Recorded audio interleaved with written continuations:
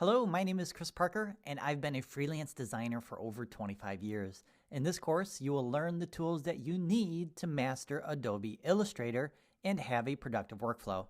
Since 1990, I've designed everything from logos to websites for companies around the world, and I use Adobe Illustrator for all my vector designs, including illustrations.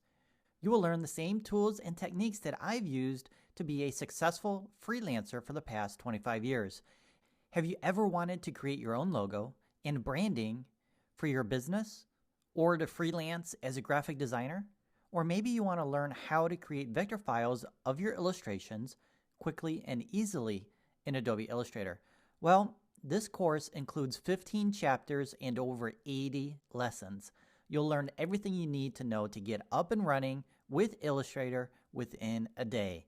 You will learn how to master the pen tool, how to set up Illustrator to work for you, typography, how to use images and masks, how to create and manipulate objects, anchors and paths, oh my, plus one of my favorite tools, image trace, and a whole lot more.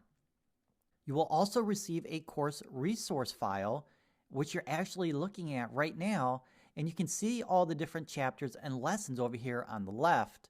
And you can use this to follow along with, and I include worksheets that will allow you to practice what you've learned.